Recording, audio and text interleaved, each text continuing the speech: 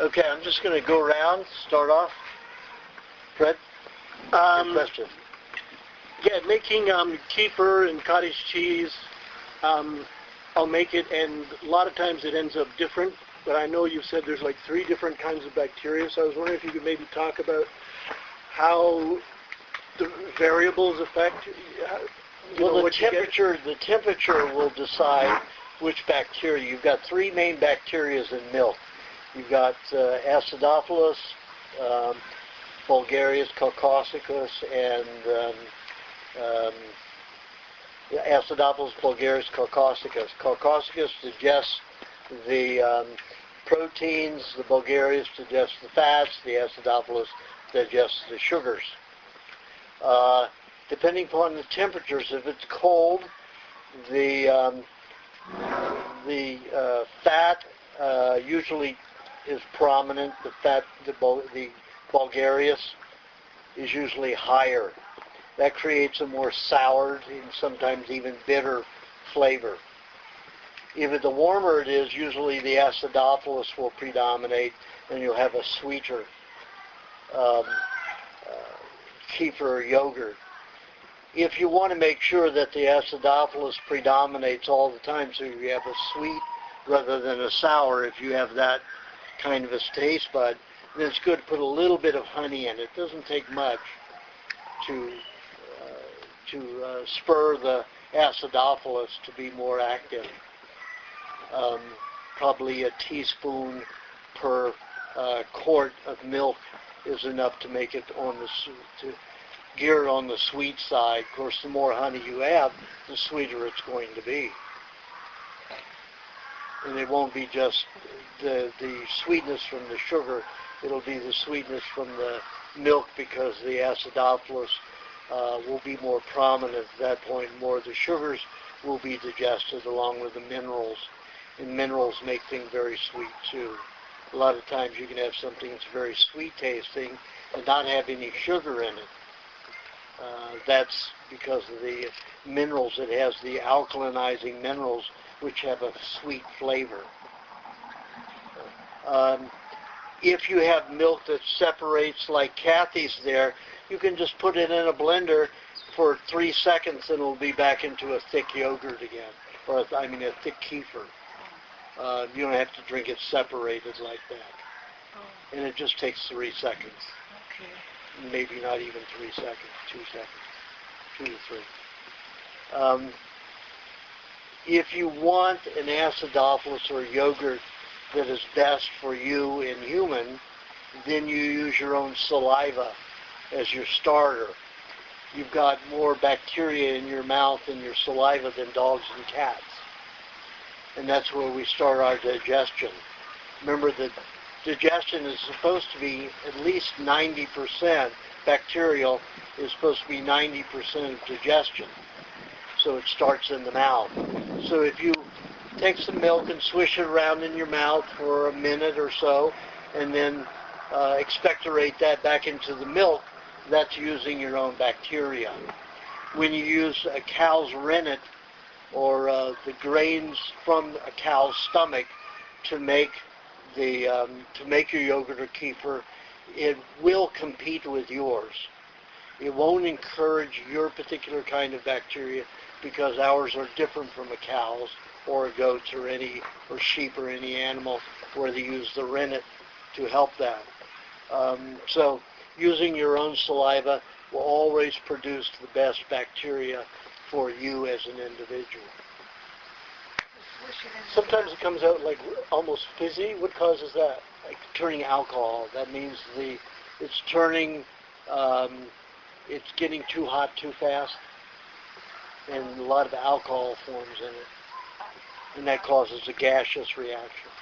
And I've had that even in the fridge. I just let it sit in the fridge, but for a long time, maybe several weeks. Yeah, it'll still do it. Turn into alcohol, absolutely. Anything you do to prevent it doing that? Because sometimes it doesn't, sometimes it does. It depends upon how warm the milk got. Oh, like before you put it in the fridge. Yeah. Oh, okay. That's probably why it got warm. And then you don't want it warm, right? I like it warm. I will make my kefir out of the fridge and then put it in the refrigerator. Okay. but I'm usually consuming it within a week. You know, mine rarely ever goes beyond a week. Okay, thanks. If it does go beyond a week, it will get fizzy. Oh, okay. It'll separate. You can blend it, and that'll get rid of some of the gas, but still you have a high concentration of alcohol. Yeah. Which is not good? No, it just causes more detoxification. And there's no limit. Let's say you've got some kefir, and you've got a whole bunch. You can keep it for months, right? Yeah, it's up to you. Yeah. Okay. You know, if you're like the Germans, you like it stinky and rotten. Yeah, boy. Really nasty stuff. Hi. There's another chair over there. There's probably some chairs in there that you can bring out here. Chair over there. Another chair over there.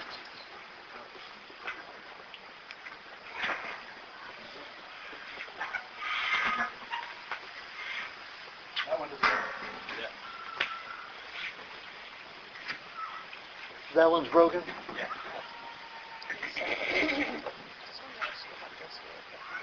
What do you want to say? 10 degrees warmer. It's just like vacation. One more. I'll try one more. You guys listen? Okay, do you have a question? Yeah, Susan Summers, I saw on TV. I can't hear you. She lost her breast from What? cancer. Suzanne Summers lost a breast.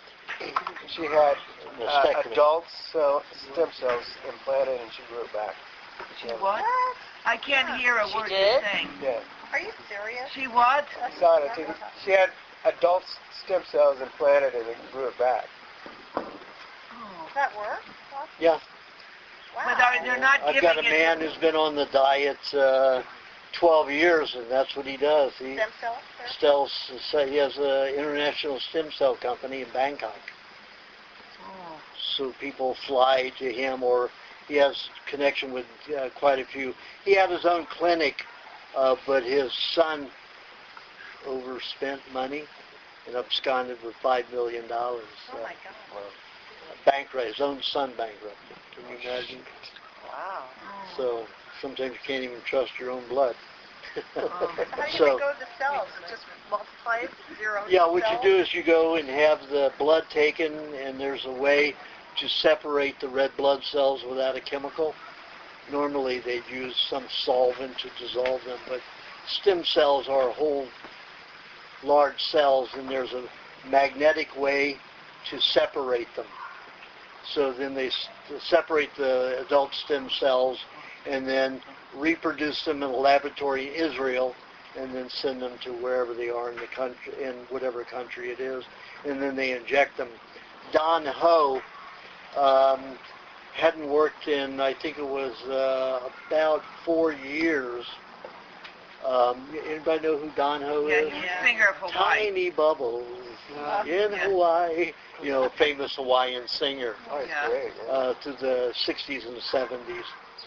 And anyway, he had a heart transplant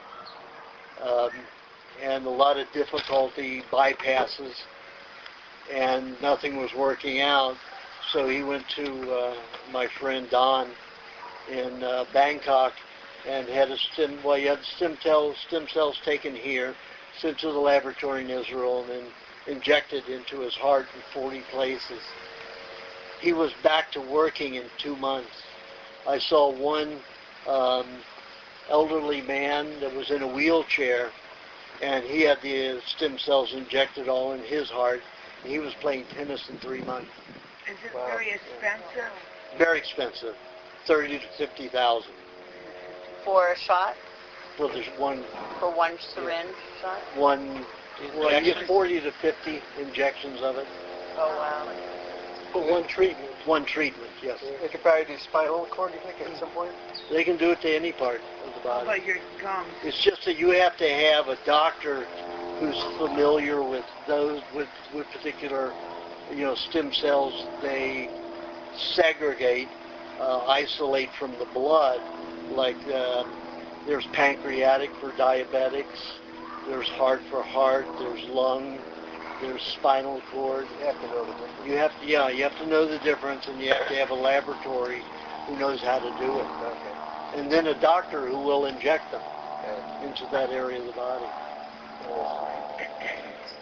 But I'd rather just eat bone marrow.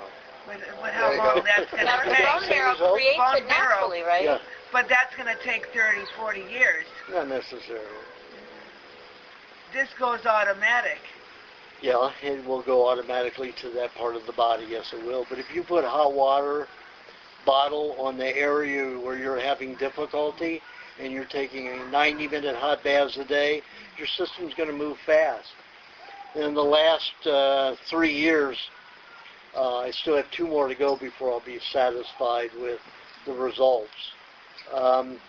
Been having people doing 90-minute baths instead of just 40, 45, or 35 to 50-minute baths, or 35 to 50-minute baths. Doing 90-minute baths, plus eating cheese anywhere from every 15 to 45 minutes of the day to collect the poisons that are in the intestines and stomach so it doesn't remix with the food, and then you redigest your poisons that are in the system.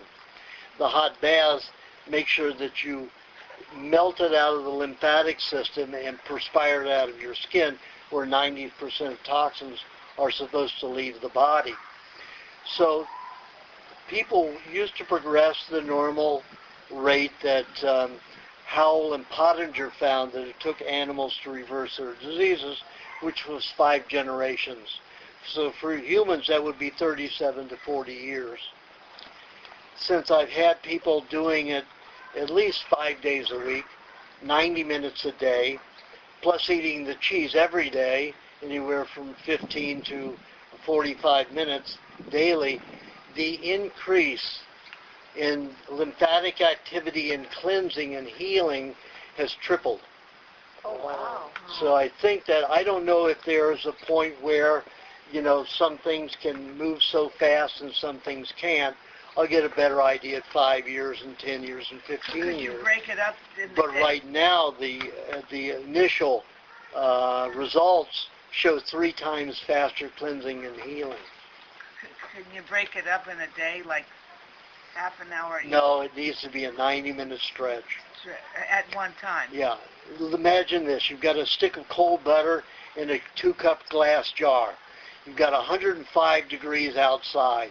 How long is it going to take for the outside heat to change the temperature of the inside air around the butter, which is generating a colder temperature? How long is it going to take? It takes 90 minutes. Do you have to have the foods that you recommend in the water? Or No, yes, in the water if you have municipal water. If you have well water, you don't have to put ingredients in the water. Okay, so what if you're not able to get some of the ingredients that what if you can't get the butter and cream that you need to go in the water? You don't put butter in the Well, bath. you told my daughter she should have coconut cream, butter, and cream. And she can't get the butter and cream. She can't get milk. And so... She can get the coconut cream she and gets vinegar. the coconut cream, yes. I must have made a mistake. It should have been It should have been dairy cream and coconut cream, and We need dairy cream in the water? yeah. Okay, well, you told her dairy cream, coconut cream, and... Dairy, butter. milk, coconut cream, and it should be dairy cream if you want. But I just use coconut cream, milk, and vinegar, And you and also- sea salt or Okay, so what Epsom if you salt. can't get... She has had no luck, and I didn't either when I was over in Maui trying to find any milk. You can't get milk, cream, butter, honey. So... You have to have it shipped in if you want that from the Big Island or from Pennsylvania. Well, I asked that Lee Parrish over the Big Island if he'd ship some over, and he said no. They don't have enough. There's a guy, the They don't have enough. farmer I know. Yeah. Is there? But you can use the coconut cream and vinegar, So she could just use those two. and then salt, sea What salt. they do? Can you say what they do each individually again? Each Pardon? one individually does something different. So Well, what, stay in the bath the that long? I don't- the sea salt will Hour and a cause the half. body to get hotter and perspire. Sodium is an explosive. That's why it'll eat things away. That's why it'll rust things. It'll eat a steel ship apart over time. Because sodium is the explosive when it's isolated. It's more volatile than nitroglycerin. That was one of the projects that my father worked on for the General Electric that worked for the military. That was one of the projects he worked on. And they received $2 billion to make sodium into a weapon. And just a 1.5-degree temperature change would set it off. So they could never do it. But a crystal the size of a football would take out all of New York City, all of the buildings, just one crystal that big. That's why they want it as a very efficient bomb, because there's no way to control it. So, which is a good thing. They do it not bad enough with uranium and stuff like that. So, anyway, it has a tendency to break up the dead cells in the skin, helps dissolve them. It also helps neutralize things like fluoride and chlorine in the waters. Then the milk can absorb the calcium, phosphorus, magnesium, and potassium in the milk, absorbs those toxins so they don't get absorbed into your body. And the coconut cream is just to make your skin nice and soft so it doesn't dry out when you get out of the bath. What about the apple cider vinegar? Apple cider vinegar helps neutralize some of the poisons in the water. Does it actually go in and do something too? No, it doesn't. No, Not in my tests with it. It didn't. But there's, you've heard of chelation therapy? Yeah. Where they put DMSO or into some of those toxic chemicals into your body to get heavy metals out. Yeah. Well, the same amino acids are in raw and pasteurized apple cider vinegar. Why would you use a chemical when you can use raw apple cider vinegar? Doesn't make any sense, but that's the way they like a money. Make a lot of money. Those alternative therapists. You can take it internally then too. Yeah. Same thing. Absolutely. What? Apple cider vinegar. Yeah, like I said in one of my my last newsletter, ever since I was about 14 years old, or 14 and 15 and a half, I don't remember when the test was done, in my right carotid artery, I had plaque on that artery. And I had it checked. I have it checked about every 3 to 4 years by Lifeline Services. And I always had it checked and never did anything about it. It never bothered me. I'm not an athlete, so I don't care. But then I decided to experiment. So for a year period, I alternately had, a tablespoon of vinegar, either in some milk or in a sport formula. Probably 45 times in a year. And when I went back and had it done the next time, all the carotid artery was clean that quickly, and that's the only thing I did You different. could put it in the kefir milk, teaspoon of vinegar. Well, I didn't put it in with kefir. I just put it in milk. But you can put it in kefir if you like it in kefir. That's fine. I know you mentioned the clay too. Goes in the Clay, bath yeah, I too. put in. You can put the clay if you don't have, some of the other ingredients. When you say clay, is that bentonite or French clay or? Well, your bentonite clay, a lot of people misuse that. Bentonite clay was originally all from volcanic waste. That's not a good source. What happens when you have a volcano? When you have a volcano, it reaches, sometimes 3,000 degrees, but it averages around 2,300 degrees. So all of your volatile minerals, calcium, phosphorus, magnesium, potassium, zinc, all of those are gaseous. They're gone. So all you have is toxic heavy metals left in your lava. So if you're taking clay from a lava bed, it's going to be concentrated in toxic metals. Mercury, lead, uranium, all that stuff. that's not a good thing. So I use Terramin clay and the French clays. French what? There's a French clay, I forget, Azteca, or Azteca clay. jar at the bottom, and then the red label. Well, I don't know what it is now. I have quite a few batches, so it's taken me years to go through them, big containers. And back then, when I got mine, Aztec clay, I don't use Aztec clay much anymore. I use mostly Terramin clay. What's the source of the Terramin? The Terramin is out in the Mojave Desert.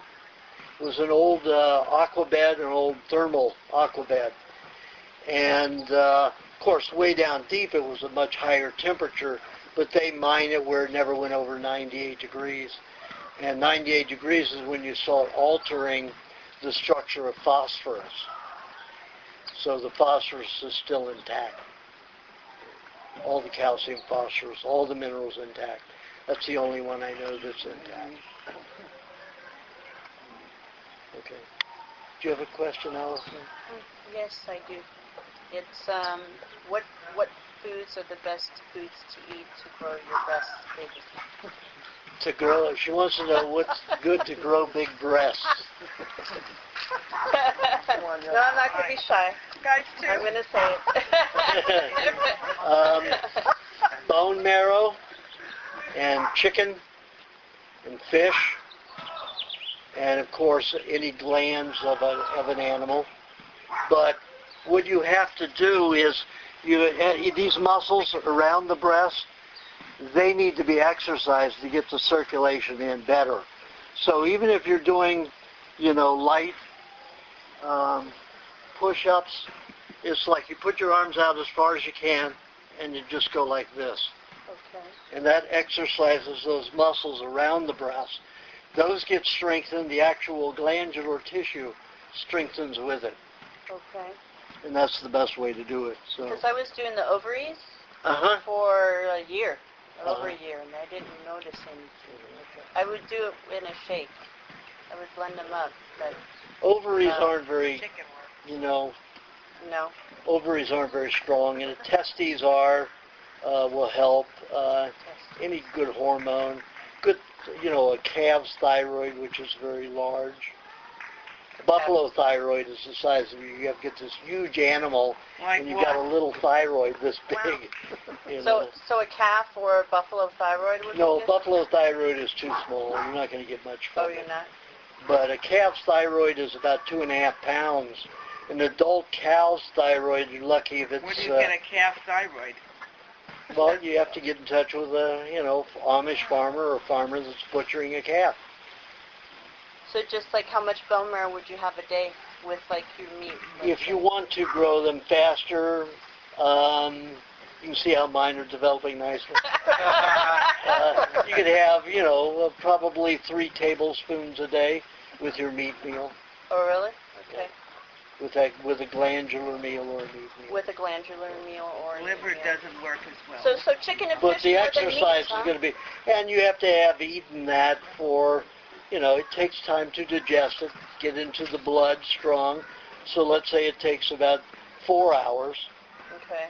Then you start exercising after that 4-hour mark. Let's say you do 30 of those light, with your arms stretch out. If you can do them out even farther, it's better. The farther you get them apart, the more you hit Farther the trapeze, away? the pectoral muscle there, Okay. And you don't have to do it bad. Just get a little pressure on it. It doesn't have to be huge. Okay.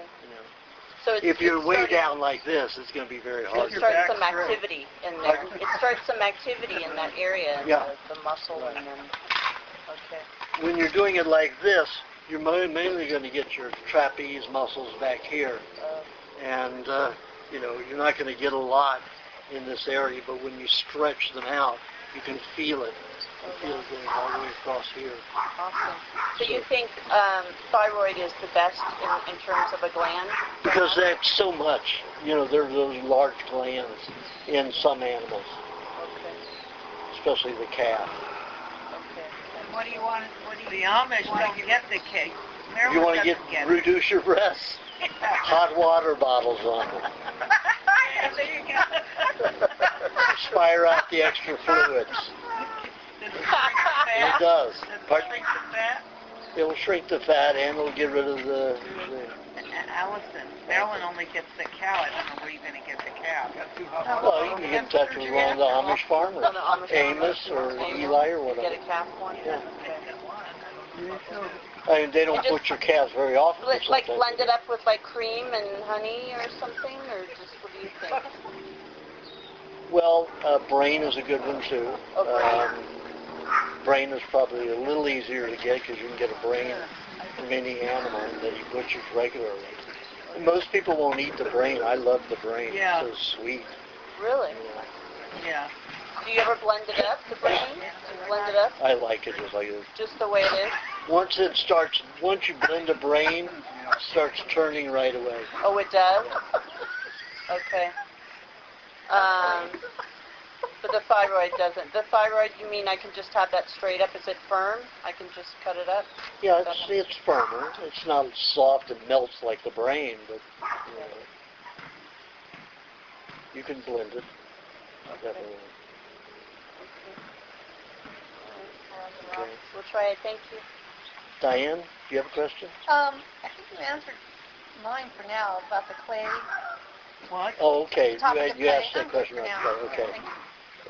Thank our host again. Thank you so much. Yeah. You have a question? Yeah, so say I'm going to ask a question I've asked a few times because I'd like to understand it better.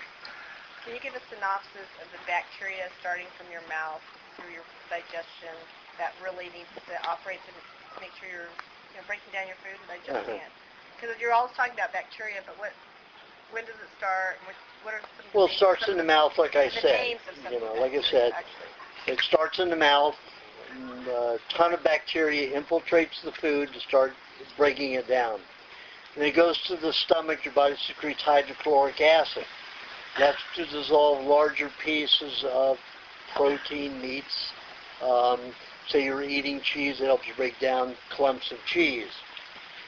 If you have minced meat, you don't need much hydrochloric acid because it's already in almost a liquid pâté form.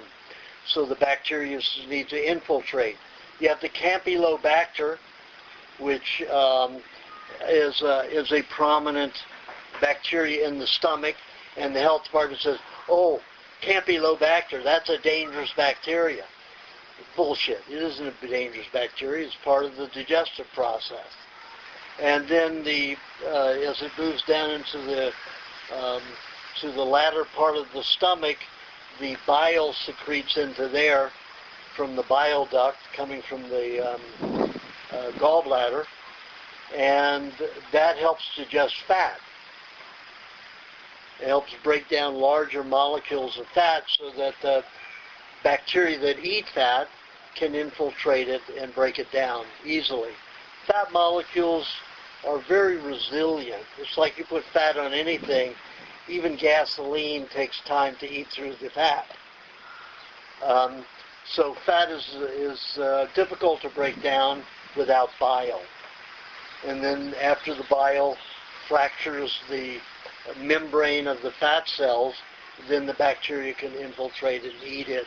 And remember, the feces, the urine, the sweat of bacteria is our nutrients. That's our food. So you'll get beyond your squeamishness when you realize we all eat piss and shit and sweat. Just a bacteria. So get rid of all that squeamishness when you realize that. And no animals or creatures' urine and feces are supposed to be toxic. It's usually just byproducts of organic waste that could go in to feed the ground or feed some other creature. Feces is merely food that isn't completely digested. It's not supposed to be toxic. So it feeds the ground. Dogs eat it. Many creatures eat fecal matter. That's their diet. It's just partially digested food. You shouldn't consider feces something as a toxic, nasty substance. How many animals go around licking each other's butts every day? And their own. You know, if it were a problem, we'd all be dead. No creature would be alive today. All the toxins we consume are That makes it, yes, that makes it toxic.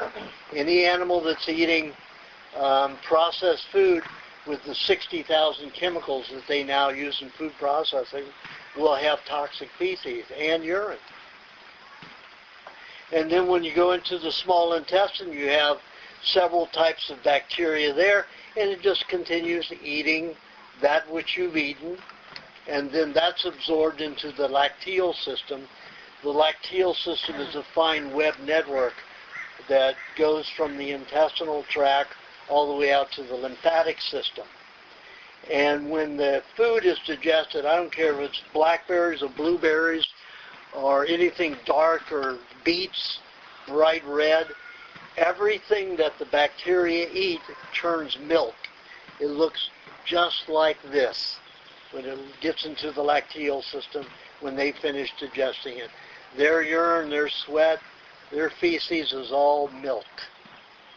Then the lacteal system absorbs it and breaks it down even farther till it gets to the lymph system, and the lymph system is a translucent, like an opaque, translucent to an opaque, milky substance.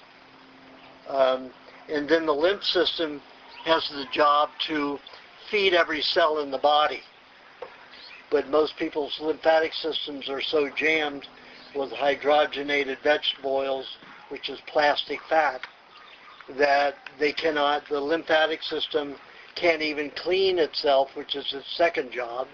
First job is to feed every cell. Second job is to clean all the waste out of the body, all the byproducts of metabolism out of dead cells, whatever it is. The lymphatic system is given the job to dissolve all that, neutralize it, send it under the skin for perspiring out of the body. 90% of waste are supposed to leave to the skin in perspiration.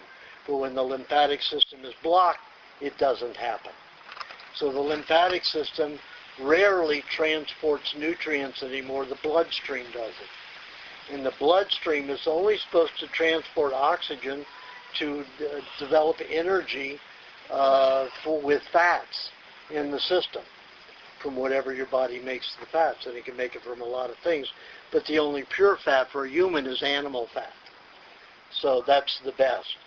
So the lymphatic system is supposed to feed every cell in the body, but rarely in anybody does it happen. In any animal does it happen unless they're on a raw fooder and not fed inorganic, toxic, industrial chemicals. Then in the bowel, when it gets down to there, now the bowel is relatively short. The whole digestive tract is 12 times the length of our torso. So 3 times 12 is 36 feet. So our intestinal tract is 36 feet. Yet the bowel is only about 3.5 feet. What is in the bowel? The bowel is mainly E. coli. What does E. coli and that colon bacteria break down? The same foods. It works on the same foods that have been digested by other bacteria in the small intestine. Only they break the fat and the protein down into a more finite molecule to feed the brain and the nervous system. If you have depression, it's because you have low bacteria in the intestinal tract or some poison in the bowel that's interfering in getting to the nervous system by way of heating the nervous system and brain. If you have anxiety, that's a matter of lack of exercise. You have hormones for physical activity that need to be expressed, and if you don't express it in physical activity, you'll be in anxiety and you'll get to work it out emotionally. And that's no fun. It's not good with relationships. So that's the intestinal process. Now, if I want to know all the different bacteria, is there a list somewhere that I can look at? Because you know how they teach one thing in the regular medicine. Well, you know, you have different types. It depends on what diet you're on. So, you know, if you're on a vegetarian and vegan diet, you'll have different bacteria because your body will try to adapt to the diet you're on. Nobody does it well, because what you have to do is you have to adapt like a cow or a goat's or sheep's bacteria. When you do that, a sheep and a cow and a horse, all of them have 2.5 times more digestive tract than we do.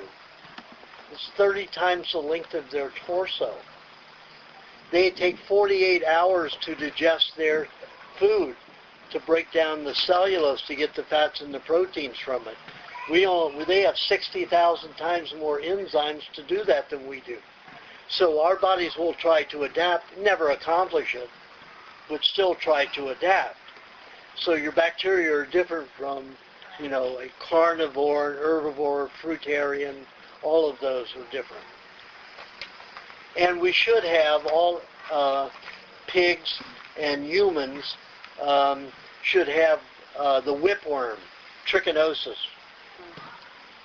That is the main digestive parasite in a human that should belong there.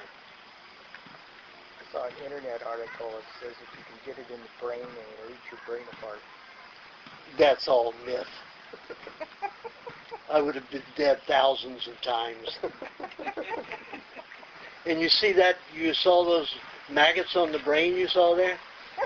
That was a made-up film. That wasn't real.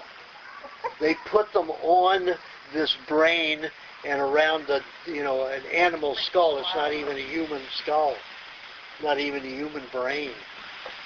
They make up all kinds of shit, The pharmaceutical industry is really an evil. Government, they have these shrill people that make up these stories. I have worked with people who were supposed to be the worst risk toward raw milk and, raw meat, and none of them ever had a problem. The only person I knew they had a problem with, he said the doctor told him it was because he had trichinosis from a mongoose. He was a fruitarian for like 5 years. He had broken down his digestive tract. And of course the E. coli, the trichinosis was trying to help him out by digesting, but the pharmaceutical and medical industry says, no, that's the bad guy. And people believe it without any proof whatsoever. And it's really sad. So, Aajonus, can I just piggyback on her question you just asked in the lymphatic system? Can you help that by people said you can jump on one of those little rebounders, a little mini trampolines? Does that do anything for you? Let me take a cold stick of butter. Imagine this is a cold stick of butter. Okay? Got a cold stick of butter. Is that going to do anything to this cold stick of butter? Is that going to move it? No. When your lymphatic system is hardened, it's not going to help a bit. Yeah. If you're healthy and your lymphatic system is fluid and moving, it's a great way to keep it moving. Okay. So, but if you're not well, if you've got plastic fats in your glands and nodes, you could jump till hell freezes over. And, it's not going to move it. It's not going to change. You're saying it actually cuts you sometimes. Weren't you actually say that you break that apart and it starts cutting you inside or something?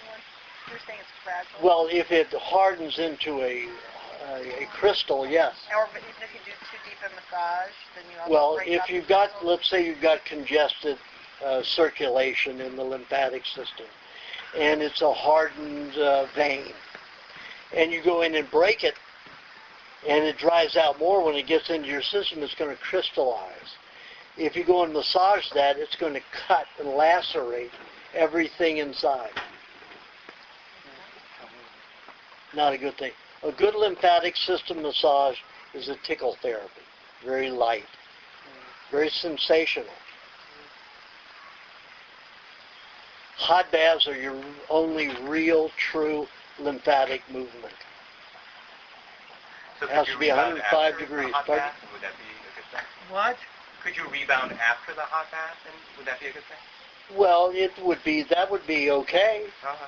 But, how much of it gets melted, Okay. I have people that have stayed in a hot tub, go to a hot spring and stay 10 hours a day.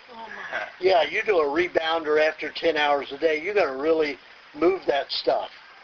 But after, 90 minutes, I don't know how much a rebounder is going to help.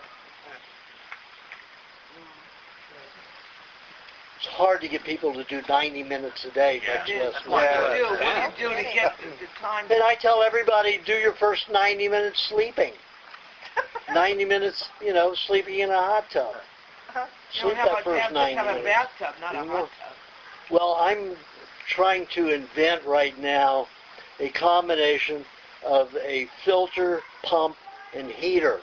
So a hose will go into the bottom at your feet, put in the hot water, and the cold water will come out around your waist or near your shoulder, so the water will circulate in, so you can take a bath the way you would in a hot tub. Wow. Keep the bath hot. Oh, wow. But I've looked at about 70 pumps right now, all the way from pond pumps to aquarium pumps, and they all broadcast an EMF field 3 to 4 feet. Wow. You'd have to put that way away from your bathtub, and then you won't be able to adjust it. Wow. So I have to find something, or I have to have a pump made that uses alternators rather than transistors, so we can get rid of the EMF field. And that's only 50 cents more per, alternator transistor.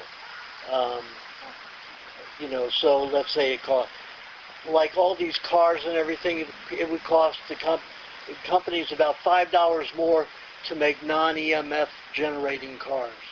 $5 more. And you can't ask for them to do it? They won't Why do don't it. they do it? I don't get what the benefit is for them. They want people to be sick. Most of the people who own oil and the car industry also have their major investments in pharmaceuticals. They want people sick. All of them do. Big money. Do you have a question? What is your name? Garth. Garth. Not at this moment, no. Okay. Do you have a question? No. Okay. Do you have a question? You just had yours, right? I don't know what I was saying. Okay. Can I just ask one? I always have one question. You have third one? So, Aajonus, can you regenerate tooth enamel? Yes, I've seen it, but not on people over 35 or over 32. Really? Okay, so what does my daughter do with the? You told her her brain is detoxing, and so some of her enamel on the front of her teeth are missing. What can she do for that? Well, she has to eat lots of cheese. She has to eat cheese like every 30 minutes, a little sugar cube size amount, a half a teaspoon. So how do you keep from getting so constipated that you can try to withstand it? Well, you'll just have to, use a suppository. And so how long would it take her to start regenerating? How old is she, and how long has she been on diet? She's 38, and you just met with her on the Big Island, but since she can't get milk and some of the other ingredients, she's eating raw now.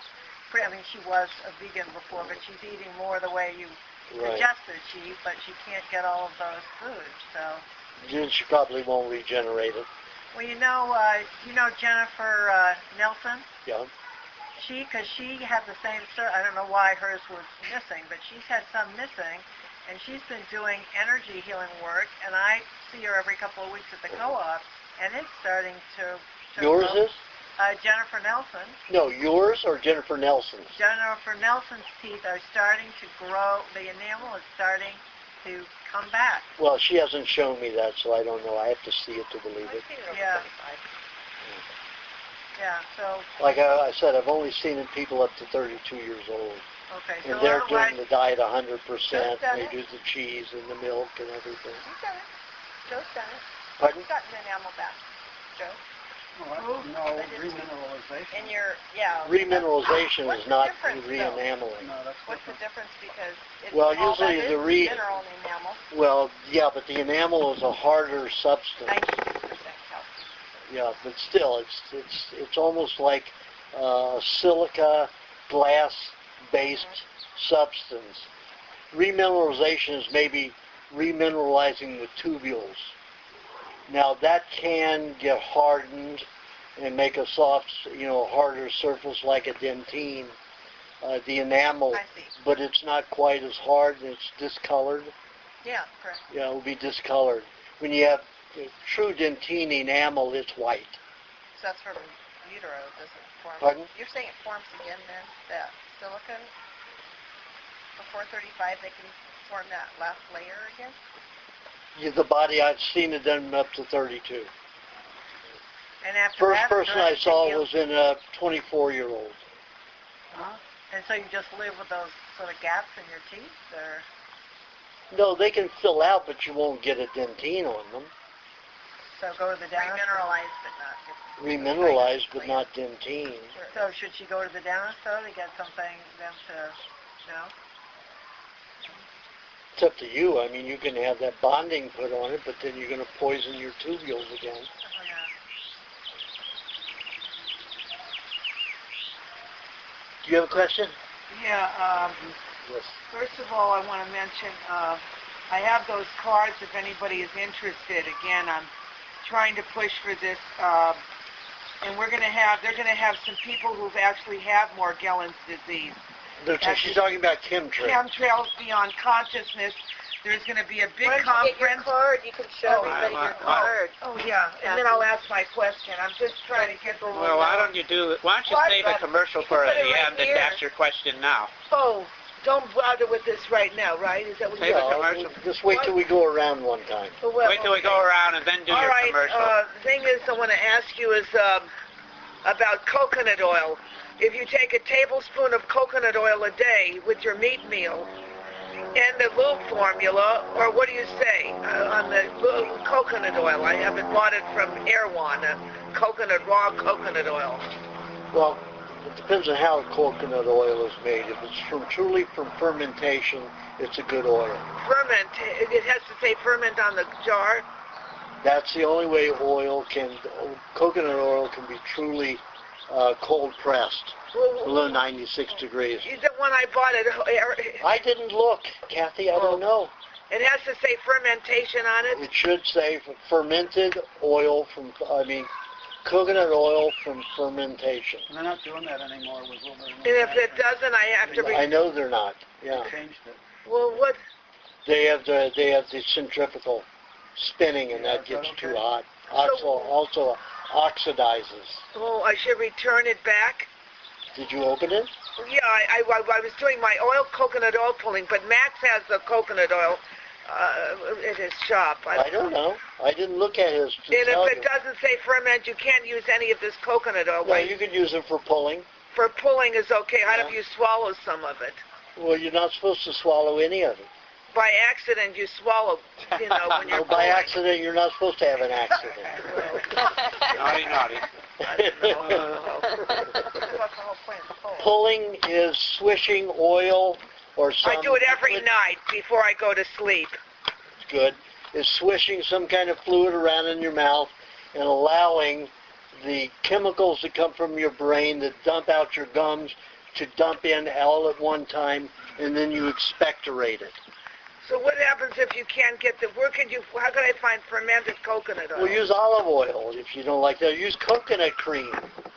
I You do need have those it in my fruit meal. Okay, well, use the coconut cream. It's cheaper. Yeah. The coconut oil I could do for the swishing in the mouth. Okay. Yeah, Will you but get you the can same also use effect? coconut cream for swishing in your mouth. But you said coconut oil at one time. You said coconut oil one time was better than using coconut cream when Fred asked you. I have a tape on that. Yep. Well, that's what I believed at that time, but it came out, my laboratory test didn't show that it was any better. So then I don't need the coconut oil. I'll just use swish with the coconut Yep. cream. Yep. I should return it back. Yep. What should I do with the remainder? I have a whole half a remainder I have. What did we just say? You swish it. Okay, until I finish Pull, with it. yeah. Okay, until I finish, and then I can return the other one. You can always eat, oil is always 90% detoxifying. So I suggest that people have no more than a tablespoon of oil if it's, cold-pressed, stone-pressed, like stone-pressed olive oil. 1 tablespoon a day. If you're going to have a sauce with it, like a mayonnaise made with the olive oil, and you're going to have a lot of mayonnaise at one meal, then don't have any for 3 or 4 days. But keep it to a minimum because it will cause heavy detoxification. Have it with your meat, your olive oil. Yeah, you can have it with anything. It doesn't have to be with your meat meal. Then with I prefer oil not being with the meat meal because I don't want to turn my meat meal into a detoxifier. That's what my fruit meal is for. So what do you use the olive oil by itself during the day? Just take a tablespoon? Well, you could take it with your fruit meal at the same time as your fruit meal. Olive oil with raspberries? You can just swish take your tablespoon of olive oil and eat your fruit meal. Swish it around your mouth? You can swish it if you want and spit it out, or you can swallow a tablespoon of coconut oil or olive oil and then eat your fruit meal. Okay? Do you have a question? Yeah, I was wondering if you could talk about H. pylori. H what? Pylori? The bacteria or virus? Yeah, it's a bacteria. H. pylori is a stomach bacteria. And that is not a bad guy. That's part of digestion. Some of the H. pylori, though, do clean and eat dead intestinal walls or stomach lining wall cells. Your cells die all the time. 10% of your body is dying all the time. So these dead cell walls, stomach cell walls, the pylori eat them. It's just like white blood cells. White blood cells are to eat dead red blood cells, so the contamination of dead red blood cells doesn't build up in the bloodstream. The white blood cells are called phagocytes, eaters, to eat dead red blood cells. That's what they're there for. Pylori is there to help eat not only the food that you're eating, but dead stomach tissue cells. That doesn't a bad thing, but the pharmaceutical industry and the medical industry wants to freak everybody out. So they say, oh, see these, eat the human cells. Yeah, well, what state are those cells in?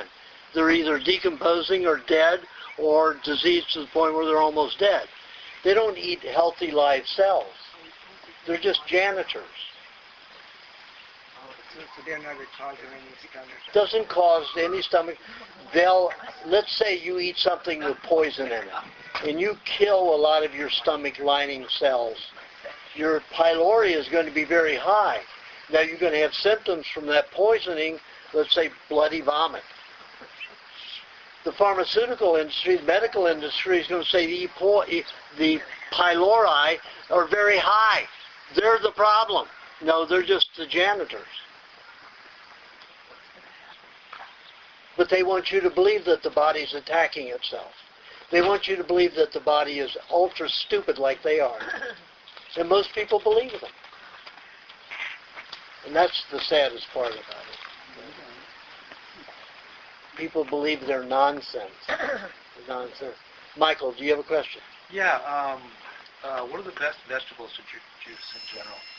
Like if you're just one, cucumber, parsley, carrot combination, celery combination. Well, if you're using, I like carrot. It sure helped me get out of my autism at 21 years old, and I had it for 19 and a half years. I like the way the body can make a lot of good utilize a lot of water-soluble fats, make it into vitamin A, vitamin D, a lot of things that could be made from carrots.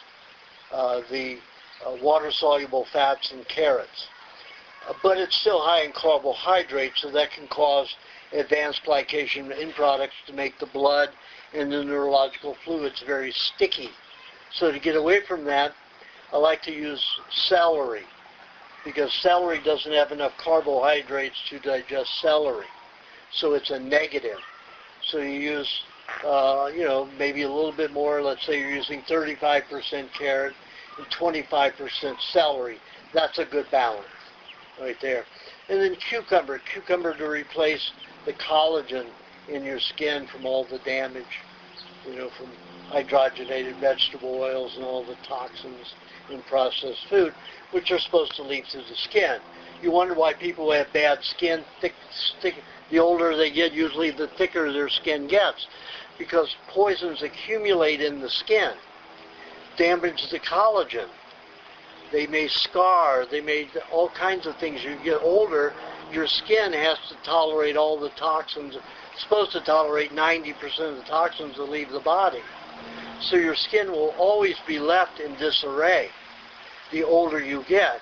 If you're eating cucumber puree, the pulp in cucumber, you're going to get a lot of silica with the collagen precursors along with it to help replace skin. The sport drink, is that a good combination with tomatoes? Yeah, that's a good combination too. And cucumber, yeah. Yep. And then what about coconut cream versus dairy fat? Coconut fat versus dairy question. Coconut cream is very, very detoxified. Coconut cream is anywhere from 80 to 90% detoxifying. Raw cream stabilizes the nervous system and the brain and calms and protects the nervous system and brain and calms the whole body. When the nervous system and brain are calm and not irritated, then you'll be calm and happier. And raw cream does that better than any other fat, even butter. Butter will certainly help, but you can't make the type of cholesterol to feed the brain and nervous system. All of the varieties of cholesterols need to feed the brain and nervous system from butter. It takes raw cream, whether it's the cream right from the milk or excess cream. Okay. Yeah, thank you. Coconut cream. Do you have a question? Yes. What do you do for a problem with equilibrium if you have like spinning and dizziness? Okay, that means one ear has more fluid in it than the other. Okay. Do you have one that has more ringing or hissing or sounds like you're under the sea? Sometimes I have the tinnitus, but I haven't had that for a long time. But lately it's just been the equilibrium imbalance. Well, maybe your nerves are dead and you can't tell anymore. So get a sense. Whichever way you have a tendency to fall is your weak side. Okay. So that side, you put the hot water bottle against that ear at night, get that excess fluid out of there. So it doesn't matter which side it's on? Absolutely. One, if you perspire the excess fluids out of one of them and it's the wrong side, then the other one's even going to be more imbalanced and you're going to have even vertigo from it. So basically you have to increase the liquid in your ear again. Decrease. Decrease. Yeah, but every day you're going to increase the liquid, so you may have to use a hot water bottle, alternate on one side to the other each night. If you have it in one particular ear more than the other, maybe 2 nights in a row on this ear and 1 night on this ear. Rotate it that way. Depends upon your particular problem. Well, what you can do is usually if you'll run around the house, do something that's it causes a little aerobics, and you lie back and you just go like this in both ears, you can tell which one has more pressure in it. That's the one to put the hot water bottle against. And then also one other thing, basically all bacteria is good. There's no such thing as bad bacteria. Is the same true for parasites? Well, you have parasites that don't belong in the human body, but any parasite that belongs in the human body is a good parasite. Yeah. If they're there for a reason. Correct. Yeah. But there are man-made like Ebola is man-made. Now, what they did was they created a chemical like they did with AIDS that destroys a lot of human tissue. It's a poison. Then they have a bacteria that accompanies it that eats that bacteria, that eats that degenerative tissue quickly. So they talk about the flesh-eating bacteria. That's man-made. That's made in Leonard Horowitz documented the making of Ebola and how they did it and how they made it to eat up so much of the human body. It eats only so much of the human body that's been damaged by the chemical that was in that injection. What's the purpose of the parasites? What are they? Well, it depends. The E. coli, the trichinosis parasite is there to digest. Parasite can eat 100 times its weight in 24 hours. Bacteria eats 50 times its weight in 24 hours. So parasites can give you a lot more food quicker. They digest your food faster.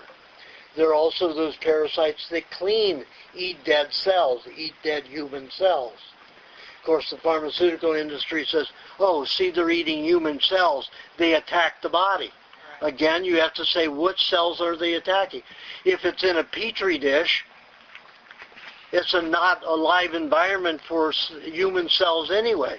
So they've got it in an unnatural environment. This natural process is going to be to die or decompose. And then, of course, those bacteria are going to feed on those cells.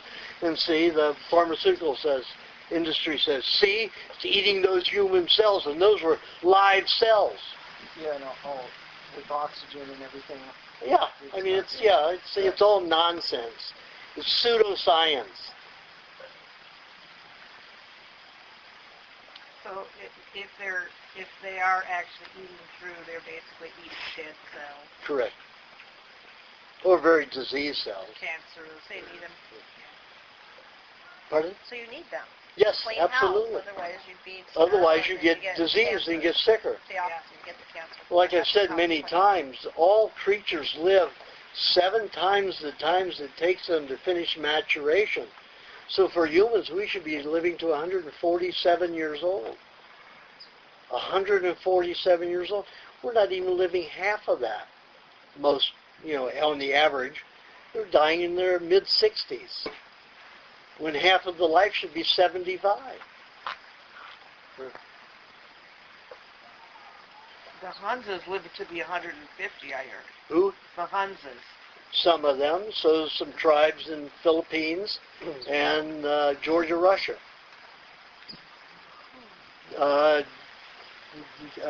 National Geographic, I think it was either between February and June 1971, did an article on Georgia Russians that lived. There was one couple that was together for 128 years. Oh my. Hell, can you imagine being together with somebody 15 years, much less 128 years, and still loving each other? Oh my. I mean, that takes health. You have to be a healthy individual where you're not expecting your mate to make you happy and healthy. We have all of our problems in relationships because we throw the responsibility for happiness and wellness off onto somebody else. We say, you have to make me happy. You're responsible for making me happy. And you're going to have nothing but a bad relationship, period. You have to take the individual responsibility for your happiness and your well-being and share your happiness and well-being. Then it's easy, like those people in Georgia, Russia. They interviewed a couple that was 128 years. I mean, I'd been together 128 years, so they were in their 140s, late 130s. And, 130. no, they were 132 years old. I mean, 130, they were together 132 years. So they were in their mid to late 140s. And then there was a couple that were together 96 years, between 92 and 98 years. It's been so long since I've read it. And then another couple that was together about 111 years. And happy together. And they showed one guy out on a horse at 131 years, 129 years old, out there on a horse, doing the, herding the cattle. Do you think we'll live that long if we stay on the diet? We were raised with too much toxicity. We could probably get to 110, 120. Oh, yeah? I think, yeah. I think so. If nobody kidnaps you and injects you with crap, or no bus hits you. I remember I was at Stanford doing the British American Drama Academy, and Richard Dreyfuss was one of our professors. And we were sitting down eating lunch one day, and he says, "What if you get hit by a bus?" And I said, "I'll die healthy." And he got it. He got it. He never said another thing, but he used to make a lot of fun of me eating that way at lunchtime. He lives here in town. Pardon? He lives here in Rancho Santa Fe. He comes into the Apple store all the time. Yeah. Looks very sickly. Pardon? He doesn't look well. No. He doesn't eat well. Okay, Joseph, do you have a question? Yeah. This 90-minute bath thing in a standard cast iron bathtub, can you give any tips on as far as how to take it, or the temperature you're supposed to start out with, and what temperature to try and keep it at, and that kind of thing? Well, if I'm doing it in the bathtub, what I do is I fill it halfway with scalding water. Halfway with scalding water. For 10 minutes, it will heat the whole bathtub. Then I put lukewarm water and bring it up to about 112 degrees. And then I let that sit for about 2 minutes.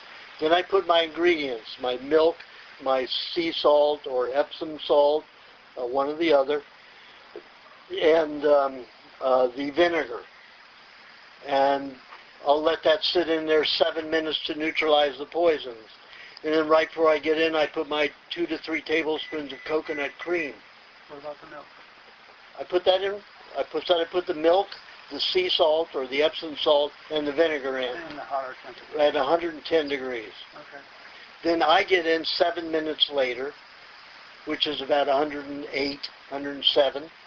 And then it takes 20 minutes for it to drop down to about 102 degrees.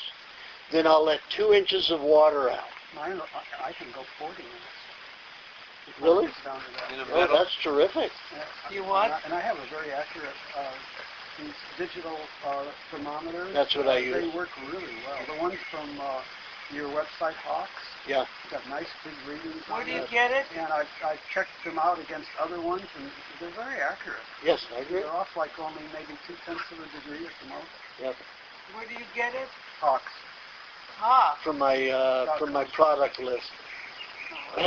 So then I'll let out 2 inches, and when I get out down to 1 inch, then I'll run the hot water, just hot water, and I funnel the cold water that's coming out of the hot water tap down to the drain like this, so the cold water doesn't disperse out to the rest of the tub. My hot water heater is right behind my bath. Oh, so it heats instantly.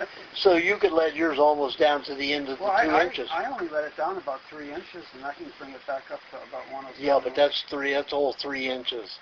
I only let it out 2 inches. Are you letting it out 2 inches? Down. Only 2 inches, yes, Down. altogether, yeah. Yeah. And then raise it 2 inches Okay, I got it. with the hot water. And when I'm putting the hot water in, as soon as I get down to that last inch, then I plug the drain and swish the water around until it gets up to about 108 again. And then you can't or stay under the 110 water and then, while that hot water's coming in, can you? Pardon? You don't stay under the hot water. No, I'm sitting up, moving it. It's too freaking hot in my feet. Yeah. That's right. Yeah. Well, thank you. You're welcome. You're still doing hot baths now, still? Absolutely. I've not even to my 40 years yet. Okay. I still have lymphatic congestion in my irises, show up in my iris. Wow.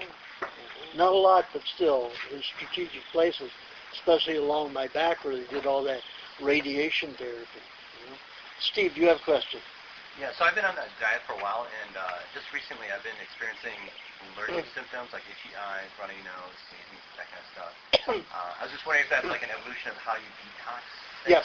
Like I say, you detox for 40 years. Yeah. So you do it in different ways at different periods. Different times, yes. So what's the best thing for that? I tried the 3 eggs, butter, honey, and like the banana orange, and that helps sometimes, but not all the time.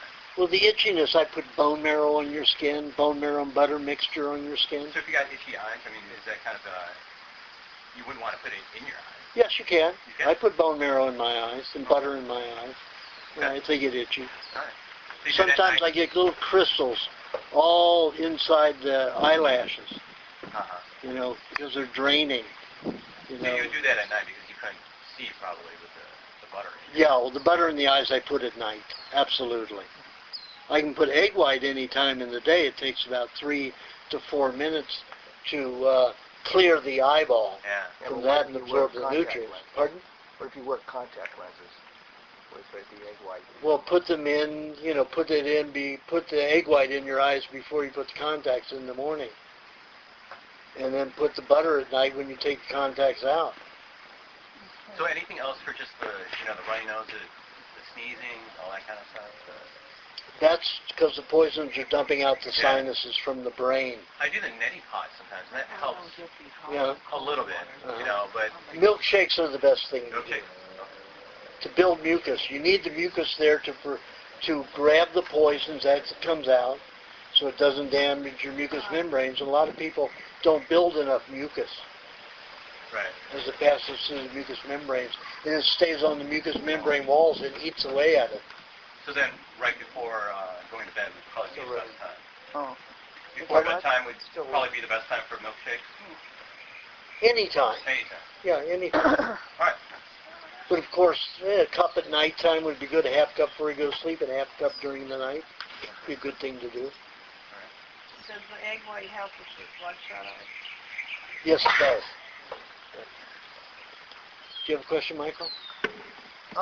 You've given us various techniques in order for shaving, and I have scarred skin, and I cut What'd you fairly say? easy.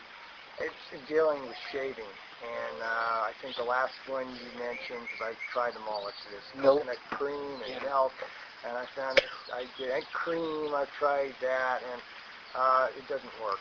So, No kidding. yeah, I've gone back to an electric razor because I'm sick of cutting myself, so I have no any other ideas. Do it after. Well, I hope you're not shaving more than 3 minutes, because the EMF field is pretty strong. Does it take you more than 3 minutes to shave? No. Yeah, that's fine. Just put some milk on after. Do you do a hot bath? When you do a hot bath, your beard is so soft it comes off just like nothing. Well, see, when I shave, I used to use coconut cream because I never cut myself. But the coconut cream would hard, especially when I'm in Asia and there's no hot water. They don't use hot water because it's hot all the time. You know, cold water, and you can't rinse that coconut cream with the whiskers out of the blade. So it sticks in there. So I went to milk, and that I can rinse out with cold water. And the milk was just as smooth as the coconut cream for me. But I just don't put it on and immediately shave. I put it on, I go do something for 5 or 7 minutes, then put more on and then shave. Yeah. To soften the beard a bit. Have you stopped using egg white for shaving? Yeah, I stopped using egg probably 6 years ago. Mm-hmm. Then I went to coconut cream, and then now I'm at milk. Mm-hmm. You put it on before you shave and then after. Yeah, I put it on after too. It's cold, the milk? No, it's room temperature. That helps, the milk. What would be in the milk? It seems like that would work very well. It works wonderfully. Really? Yeah. It's just And I can rinse it out so easily. So it softens the whiskers? If you leave it on 5 to 7 minutes. Do you leave it on your skin, or do you go immediately to shaving? No, I would immediately shave. Oh, Put it okay, on there's your there, problem. And it was That would do cold, me too. too. I would cut myself to pieces. I did it one time, and I just cut this side of my face and this side of my face. I just had scrapes galore. Do you have a question? How's caffeine come into the picture on anything? It's a nerve irritant. Yeah. It's a way to get bad energy. Yeah. If you don't have energy any other way. But if you're eating enough proper fats, you're going to have the energy. I know I stopped having caffeine headaches since I've been having a cranial sacral done. That. I'm not like completely hooked on caffeine, but just halfway. Well, I suggest a vegetable juice to help get the body going in the morning, full of enzymes and vitamins. Right. Rather than coffee or tea with caffeine in it. Does it jack your adrenals up? Is that what's the specific thing that the caffeine does? I mean, I heard blood pressure and heart Well, it rate. attacks the nerves everywhere. And I heard blood pressure and heart rate was only like 35 milligrams. Takes it up to 10 points. Yeah, it can. Depends upon the person. If they're thin, it's going to raise a lot of things. If they're fat, it's not going to do that much damage. So when you say nerve irritant, it's raising the metabolism? Well, the body tries to get rid of any toxins. When the body tries to get rid of toxins, it usually creates fatty substances, which are usually hormones. So the body will use a lot of adrenaline adrenal glands, adrenaline, like other hormones, are 60 to 80% fat. Fat the body uses to harness with toxins. So the body will use whatever it can to defend itself from industrial onslaught. So hormones is a way to do it. Adrenaline is a quick one to make, one of the quickest. Thyroid and adrenal, thyroxines and adrenal. So it will overwork and excite the adrenals if you keep eating coffee, because the body will keep pumping out the hormones to try to neutralize the caffeine that irritates the nerves and damages nerves. And that way it can exhaust your thyroid gland, it can exhaust your adrenal glands, it can do a lot of damage. One more thing is the appendix. I had my appendix removed when I was small. So pretty much, what is your opinion on what that actually does? Well, the appendix is a library. It remembers everything that's ever entered the body and what to do about it. So if you're missing it, your body has to take anywhere from 24 to 36 hours, sometimes even longer, to reanalyze that substance and know what to do about it. So you get a bee sting. Once you get a bee sting, the what to do about it is already registered in the appendix, and the next time you get a bee sting, the body's not going to have to analyze it and decide what to do about it. It'll happen within 20 minutes. Your body's already reacting. Without an appendix, it can take 36, 42 hours before it will start doing what it needs to do to take care of And then itself. your body's changing all the time because you're getting older, and so every time you get stung, it's something different going on. It could be, yeah. Now, with me, I had my appendix removed at 15 and a half, within days after my third polio vaccine. It gave me angina pectoris. It gave me peritonitis, diabetes, and angina pectoris at that age. I had my appendix out when I was 12 and a half, after my first polio vaccine. And in that one, they misdiagnosed as appendicitis and took out the appendix. So I had no appendix. However, my body has developed, either it's regrown the appendix, which I don't know if it has, or I've developed another way for that library memory. Because last year, right after the house in Thailand was built, I had my down pillows and sheets in a box. And I took it out of the box. It had been sitting outside, around the jungle, waiting for the house to be finished so I could have a bed and my pillows. And it was time, so I had the bed. I was pulling out the pillows, and I grabbed one like this, and I felt a sting on my arm. And I pulled the pillow away, and there was this tiny scorpion, this big. Oh, wow. And the baby scorpions, the tiny scorpions, are the deadly ones, because as the scorpion gets older, it dilutes the venom. But the babies have a pure, solid venom that's not diluted. So the heaviness went down the arm. It got like a rash, inflamed a bit, and all the way down. I could feel it moving down here. And it was about probably 40 hours, 36 to 40 hours, I experienced that. And then it went away. Then 5 days later, I went and put some gloves on to work, and one stung me here. Again, a little bitty one, and that lasted about an hour. Then 3 days later, I got stung again. So now I shake my shirts out, I shake socks out. I don't get into the bed unless I check for scorpions first. But that one didn't last 10 minutes. The last one. So my body has found another way, or it grew back the appendix. I don't know. Or you're building up a resistance to it? Is that? Well, no. Your body has to have some way, some area to store to know what to do, to what compounds to make to defend itself against a venom. Okay, Lewis. Yes. Preparing high meat. So that when I want to start a batch, what percentage of air should be in the jar, actual meat, when you're putting it away to get old? Well, it depends on when you want it to become goodbye meat. Goodbye meat? He's the comedian, I thought. It should be 50-50. 50 air to 50. 50 air, 50 meat. I see, and then start airing it out after the first month. And if you mince it, it's going to react faster. It's just harder to get air into minced meat unless you fluff it up a little bit. Uh-huh. That's basically it.